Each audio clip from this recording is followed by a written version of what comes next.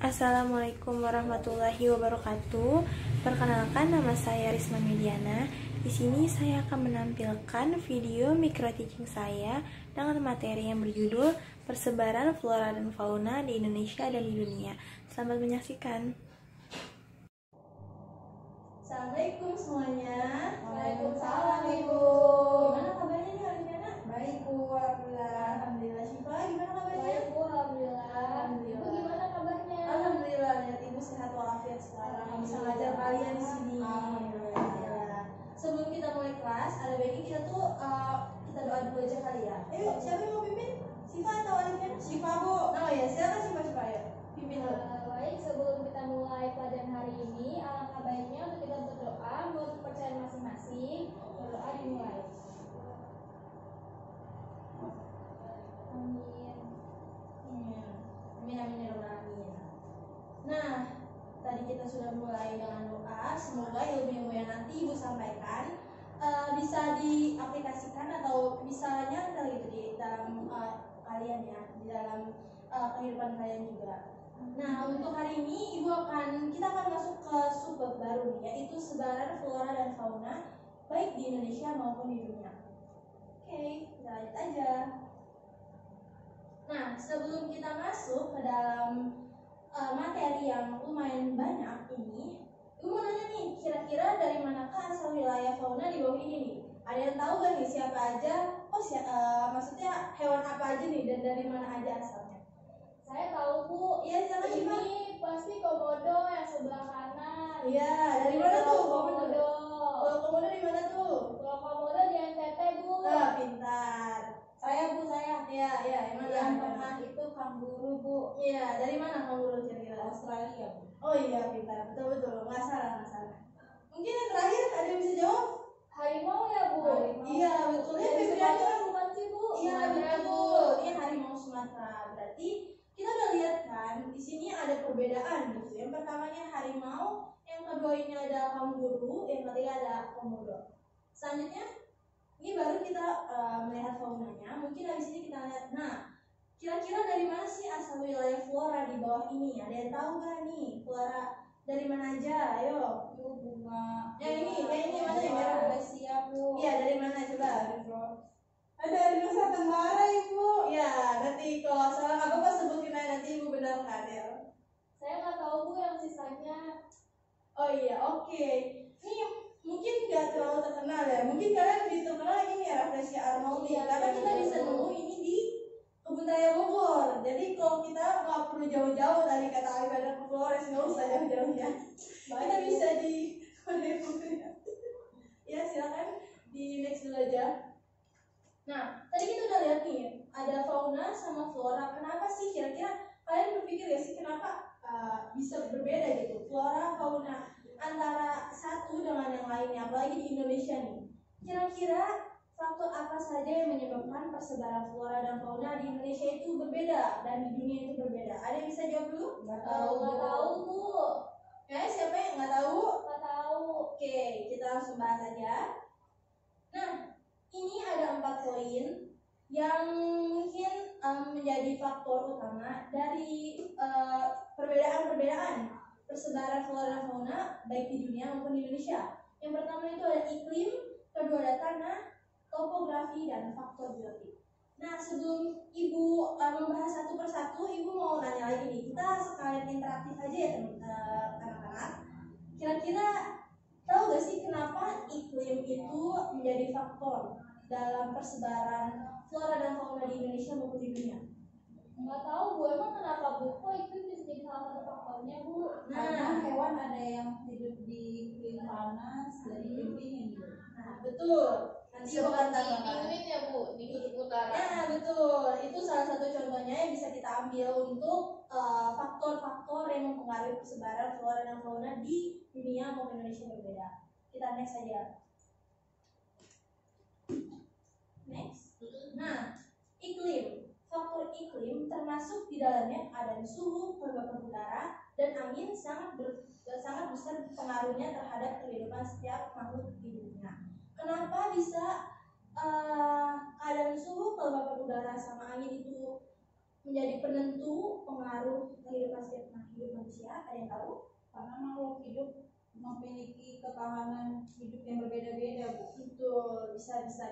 Siva gimana Siva? Iya Bu, karena makhluk hidup punya keadaan tubuh yang beda-beda Bu. Iya betul. Hidup. Oke, mungkin di next dulu ada gambarnya ibu nih. Nah, ini dia gambarnya. Mungkin next lagi ada gambarnya lagi. Nah, oke. Ini dua contohnya kenapa keadaan suhu kelembapan udara dan angin sangat besar pengaruhnya terhadap kehidupan setiap makhluk di dunia, termasuk flora dan fauna yang tadi. Karena kelembapan udara itu berpengaruh untuk pertumbuhan fisik dari tumbuhan tersebut ataupun flora fauna tersebut. Dan angin itu untuk flora itu dia akan menyebarkan serbuk-serbuknya, jadi tersebar kemana-mana, itu menyebabkan persebarannya berbeda-beda setiap daerah. Dan ini contohnya yaitu ada kaktus dan hutan hujan tropis. Nah, kita bisa lihat dari contoh ini kenapa ini bisa berbeda, karena iklimnya kita lihat sudah berbeda.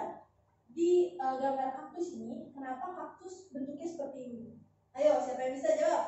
Karena dia menyimpan cadangan air Bu. Nah, betul banget Siva. Jadi kenapa kaktus bentuk seperti ini? Karena di dalam tubuh si kaktus ini dia menyimpan cadangan air dan dia bisa bertahan cukup lama di dalam iklim yang cukup ekstrim seperti iklim gurun ini. Dan kenapa di hutan hujan tropis kanopi tumbuhannya itu lebat-lebat? Ada yang tahu nggak kenapa kira-kira tuh? Enggak, Bu. Nggak tahu Bu. Nah, coba akan jawab sedikit ya, kita spoiler sedikit. Jadi kenapa di hutan hujan tropis kanopinya itu lebat-lebat? Karena di hutan hujan tropis biasanya itu terletak di daerah lintang tengah, dan lintang tengah itu biasanya mendapat penyinaran matahari yang cukup banyak, dan juga untuk curah hujannya juga cukup tidak terlalu sedikit, tidak terlalu banyak, jadi pas. Nah, itu menyebabkan kanopi tumbuhan di sana itu batangnya besar, kanopinya lebat, dan juga tinggi-tinggi. Kalau misalnya kalian pernah nonton film-film yang kayak di hutan-hutan gitu, itu bisa dilihat itu kayak hutan hujan tropis seperti apa. Ya, silakan next. Oke, tanah. Lalu kita langsung masuk nih, faktor kedua yaitu tanah. Kadar kimiawi berpengaruh terhadap tingkat kesuburan tanah. Kadar struktur tanah berpengaruh terhadap sirkulasi udara di dalam tanah, sehingga memungkinkan akar tanaman dapat bernafas dengan baik.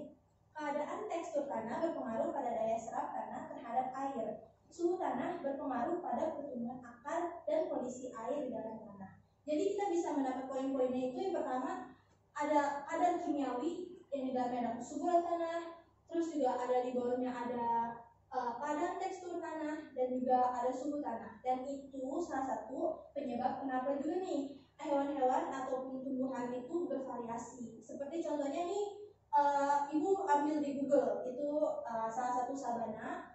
Karena kenapa nih? Dia tuh di tumbuhannya banyak rumput-rumput dan juga beberapa pohon yang jarang, nggak seperti yang tadi di gambar sebelumnya. Ada yang tahu kenapa?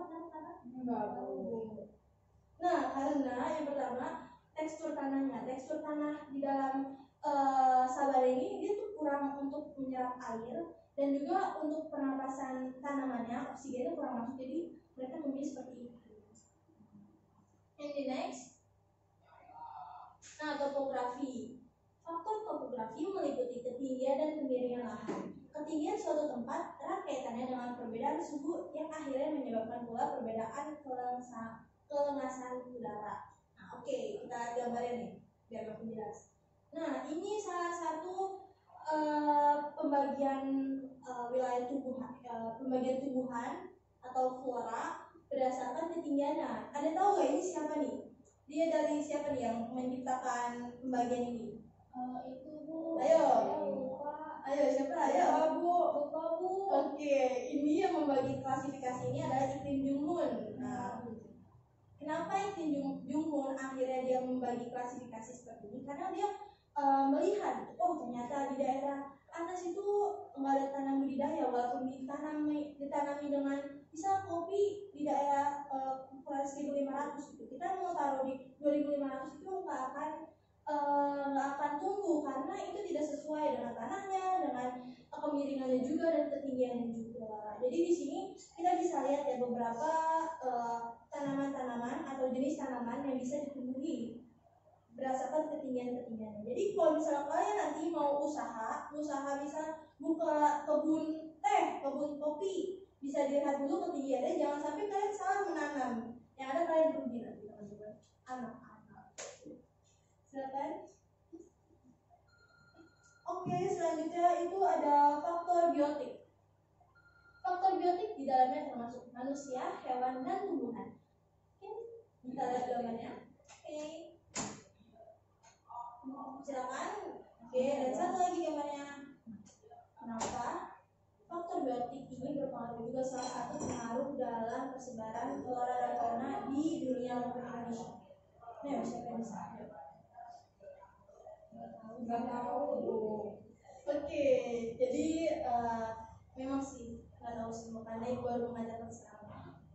Ya, jadi kenapa manusia itu menjadi faktor berpengaruh gitu dalam persebaran flora dan fauna, karena manusia juga dia kan pasti membuka lahan yang itu akan berdampak pada persebaran flora dan faunanya.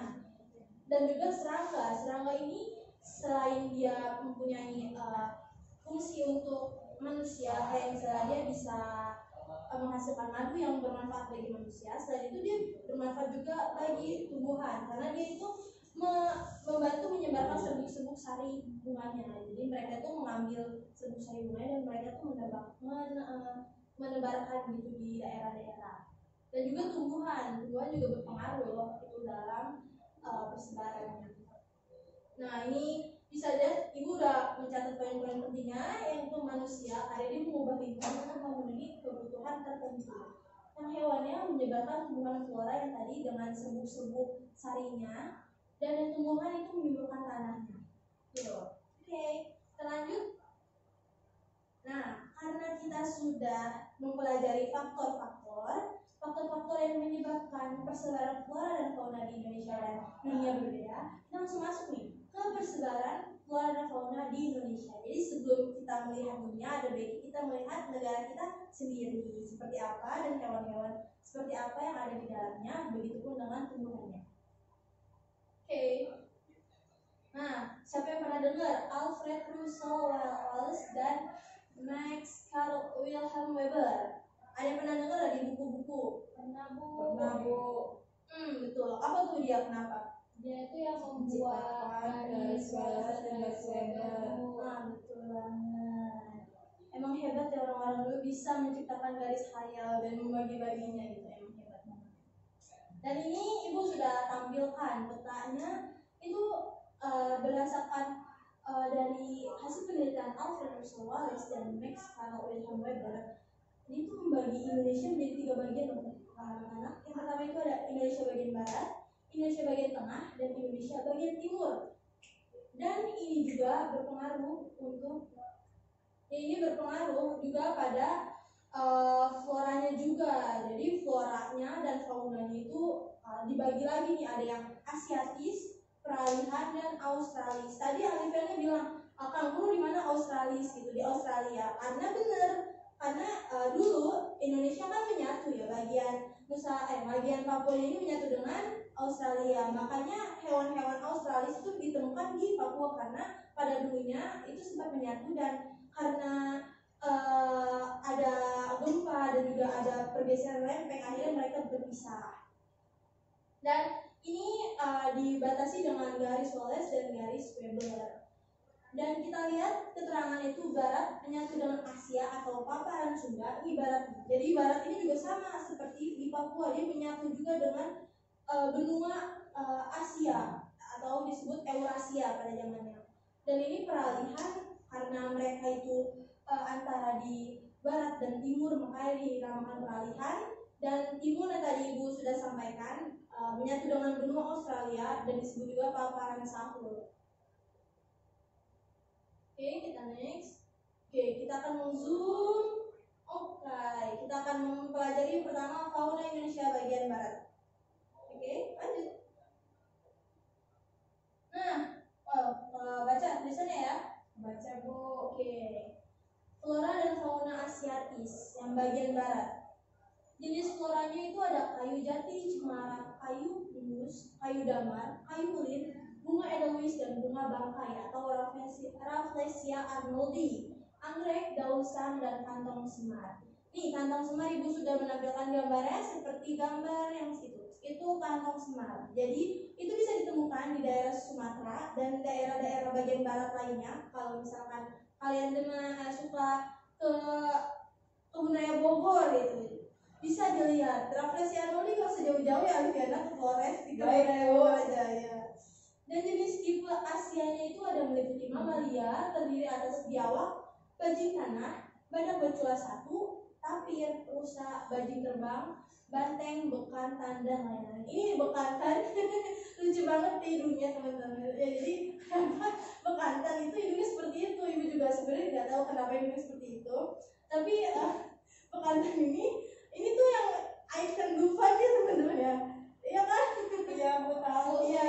Kenapa Jenis Febri? dengan seperti maaf ya Bu, monkey atau monyet. Bekantan ya? Bekantan itu sejenis dengan satu spesies dengan monyet dan mungkin ya monyet dengan itu ya monyet. Tapi perbedaannya itu terletak di hidungnya. Dia mempunyai ciri khusus yang kita tuh kayak setiap melihat bekantan, oh ini bekantan karena mereka mempunyai ciri khususnya itu di hidungnya. Oke. Dan ibu mau tanya nih, pasti kalian bertanya-tanya juga gak sih kenapa hewan di bagian barat Indonesia itu gede-gede gitu? Kenapa? Ada yang bisa jawab? Mungkin yang pernah mendengar cerita-cerita legenda, ya silakan. Saya mau. Iya Alfiana. Kenapa hewan di Sumatera lebih besar dibanding hewan di Papua kayak gitu? Karena yang pernah saya dengar kalau dulu itu bahwa Indonesia itu menyatu pulaunya, sehingga akhirnya lama-lama Indonesia memisah, terjadinya pergerakan lempeng.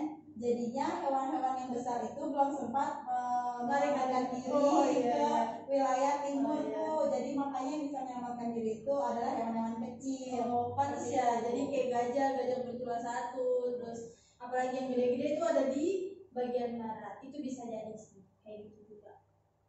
Oke, kita next lanjut ke flora dan fauna peralihan.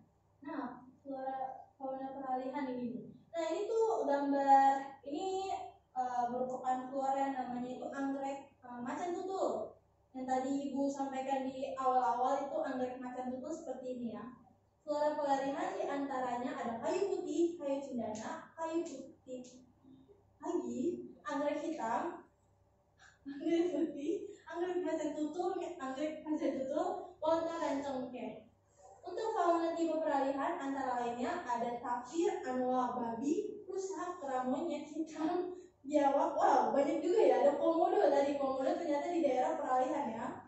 Terus ada buaya, kura-kura, katak pohon, kakatua, maleo, nuri, dan lainnya. Jadi ini hewan ini semacam burung. Jadi itu yang dinamakan hewan maleo. Nah, ini tuh daerahnya itu terdapat di Sulawesi, di Maluku, dan Nusa Tenggara. Jadi kalau misalkan kalian mau melihat komodo itu jangan ke daerah Sumatera karena hanya ada di daerah peralihan, yaitu di daerah Nusa Tenggara.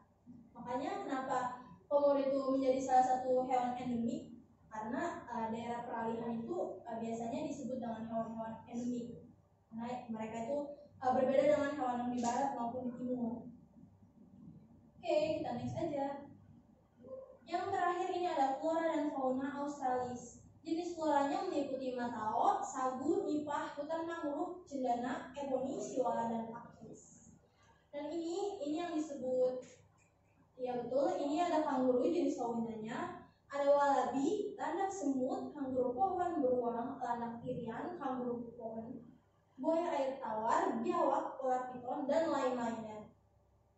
Untuk wilayah di fauna Australis ini ada di Papua dan di sekitarnya. Jadi kalau kalian main-main ke Papua, mungkin kalian masih bisa menemukan kanguru walaupun sudah jarang karena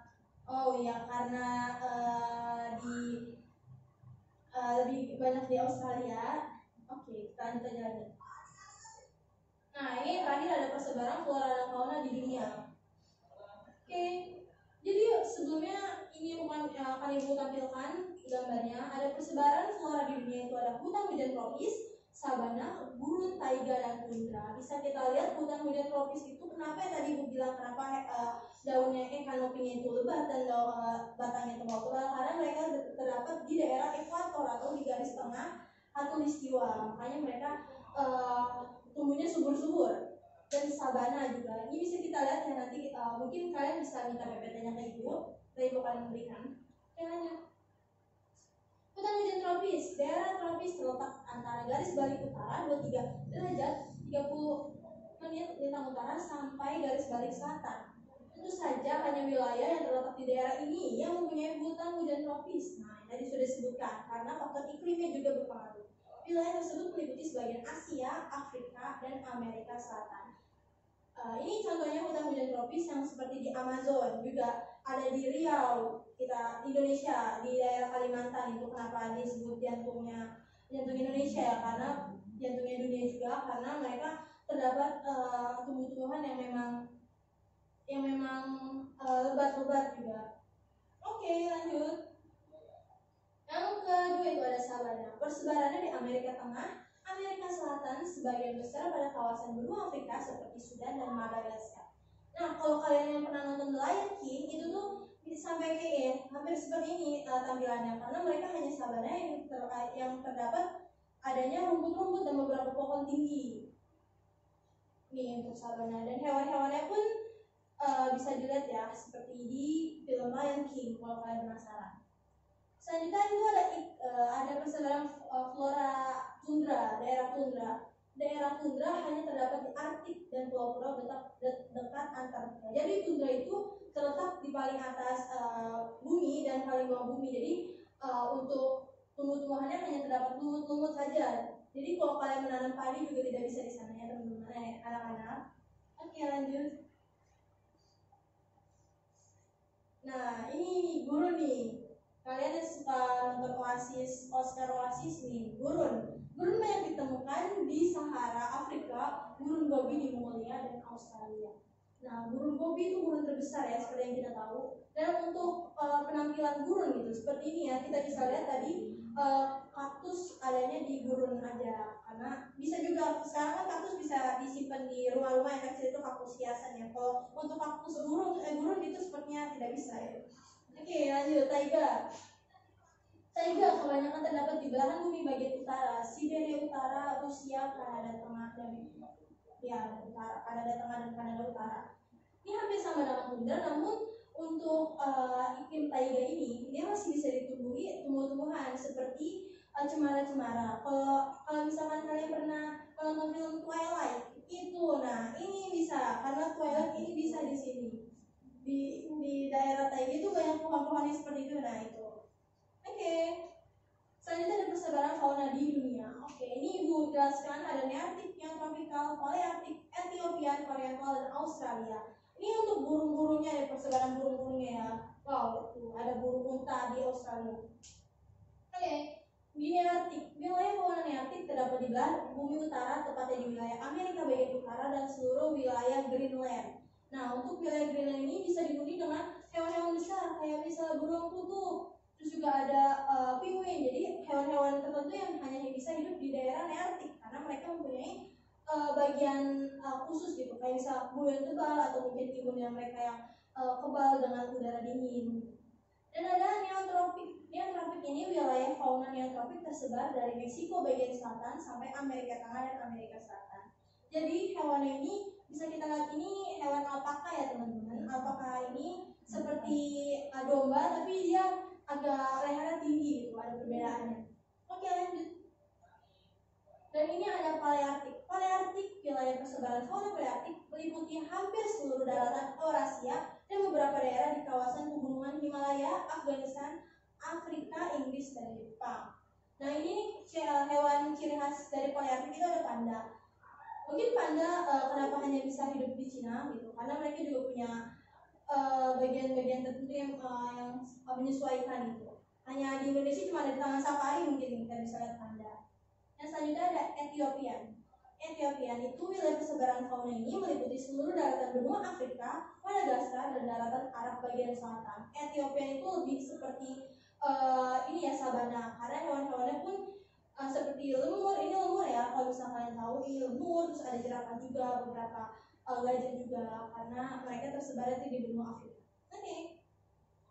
Ada Oriental.